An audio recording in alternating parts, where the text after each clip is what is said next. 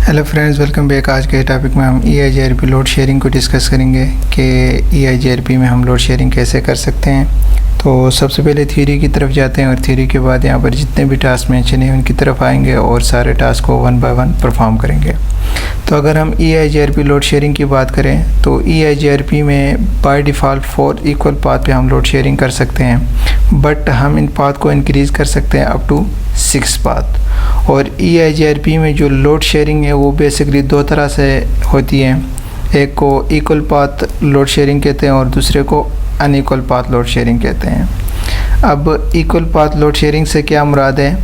Equal path load sharing में जितने भी डायनामिक राउटिंग प्रोटोकॉल है उन सब का डिफ़ॉल्ट बिहेवियर है कि अगर एक राउटर से डेस्टिनेशन तक जाने के लिए मोर देन वन पाथ हो और सारे पाथ का मैट्रिक भी सेम हो तो उन सारे पाथ्स के ऊपर जो लोड शेयरिंग होगी वो इक्वली होगी और उस टाइप ऑफ लोड शेयरिंग को इक्वल पाथ लोड शेयरिंग कहते हैं। ये तो डिफ़ॉल्ट बिहेवियर है सारे राउटिंग प्रोटोकॉल्स का, बट आज का हमारा जो मेन फोकस होगा वो होगा अनइक्वल पाथ लोड शेयरिंग पे कि वो EIGRP में हम कैसे कर सकते हैं। अनइक्वल पाथ लोड शेयरिंग से मुराद अगर डेस्टिनेशन तक जाने के लिए more than one path available हो और उन सारे पाथ के ऊपर अगर हम अपनी मर्ज़ी से कोई ट्रैफिक है उसको अलाउ करना चाहे तो वो हम कर सकते हैं और उस टाइप का लोड शेयरिंग को अनइक्वल पाथ लोड शेयरिंग कहते हैं। अब EIGRP में अनइक्वल पाथ लोड शेयरिंग के लिए कुछ कंडीशन का होना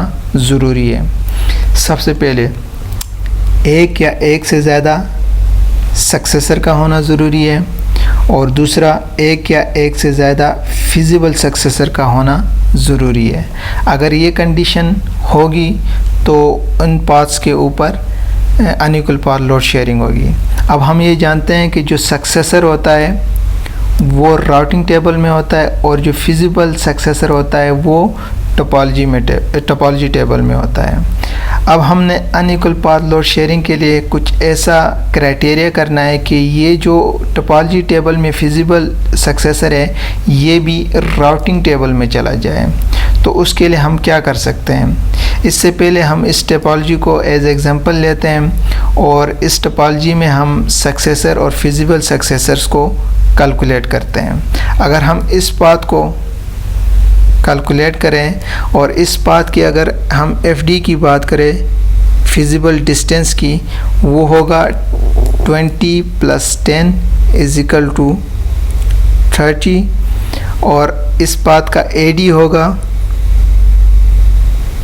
AD = 10 होगा।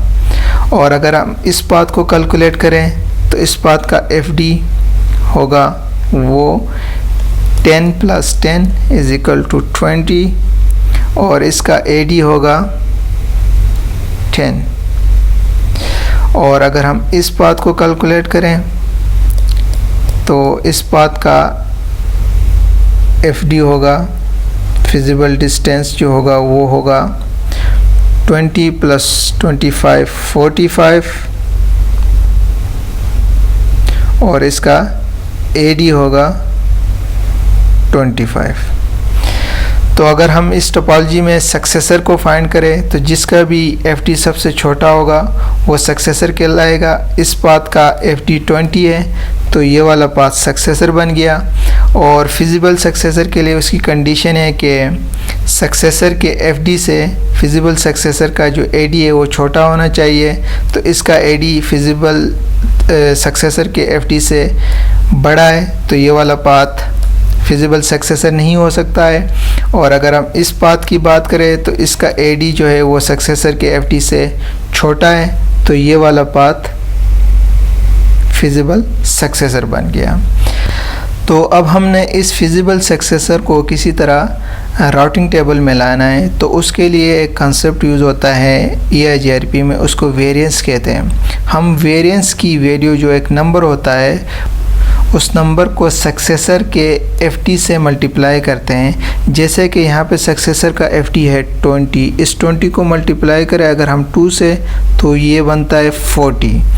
तो अब जितने भी राउट्स है जिनका भी एफडी जो है वो 40 से छोटा होगा या 40 के बराबर होगा वो राउटिंग टेबल में जाएगा। तो इस टोपोलॉजी में ये जो एफडी है इस पाथ का, उसका जो एफडी जो है ये 40 से बड़ा है तो ये राउटिंग टेबल में नहीं जाएगा, जबकि दूसरा जो फिजिबल सक्सेसर का एफडी है वो 30 है जो कि 40 से छोटा है तो वो राउटिंग टेबल में जाएगा। अब सक्सेसर भी आ गया, फिजिबल सक्सेसर, यानी कि 2 राउट्स हमारे पास राउटिंग टेबल में आ गया।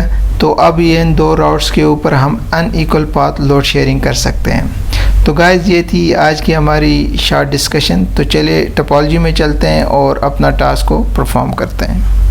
तो गाइस आज का हमारा पहला टास्क है trace from R1 to R4 network 214.14.14.1। इस नेटवर्क को ट्रेस करना है R1 से, और अगर हम ट्रेस करें R1 से 214.14.14.1 तो वो एक पाथ को फॉलो कर रहा है R1 से R3 और R4 से होता हुआ इस नेटवर्क तक।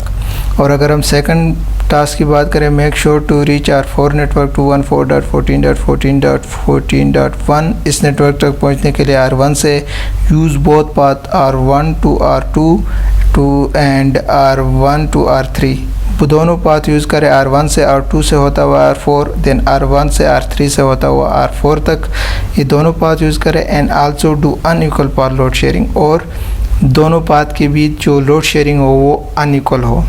तो उसके लिए अगर हम सबसे पहले कुछ चीज़ों को देखें शो आईपी राउट करके, तो राउटिंग टेबल में फ़िलहाल जो है इस पाथ तक पहुंचने के लिए, इस नेटवर्क तक पहुंचने के लिए एक पाथ अवेलेबल है। और अगर हम देखें शो आईपी राउट 214.14.14.1 करके, तो यस एक ही पाथ अवेलेबल है। और अब हमने सबसे पहले एक चीज़ चेक करनी है, सक्सेसर तो है, क्या फिजिबल सक्सेसर है कि नहीं। शो आईपी EIGRP टोपोलॉजी करके अगर हम देखें तो टोपोलॉजी टेबल में इस नेटवर्क तक 214.14.14.1 तक पहुंचने के लिए एक सक्सेसर है और दूसरा जो है वो फिजिबल सक्सेसर है। कंडीशन तो ट्रू है। अब ये कैसे बन गया है, लास्ट लेक्चर में हमने मैट्रिक को चेंज किया था, उससे पहले दोनों पाथ पे जो ट्रैफिक थी वो फॉरवर्ड हुआ करती थी, क्योंकि दोनों पाथ का मैट्रिक सेम होता था और इक्वल पाथ लोड शेयरिंग होती थी।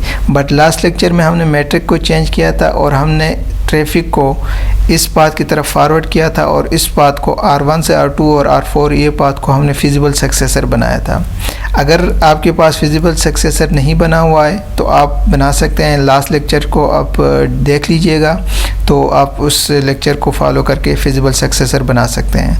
तो चलिए सबसे पहले हम कॉन्फ़िगरेशन मोड में जाते हैं, राउटर EIGRP1, और अब हम वेरिएंस की वैल्यू को, किसी भी वैल्यू को सक्सेसर के इस FD से मल्टीप्लाई करते हैं। सपोज़ हम 2 को मल्टीप्लाई करें सक्सेसर के इस FD से, तो उसके बाद अगर हम शो आईपी राउट करके देखें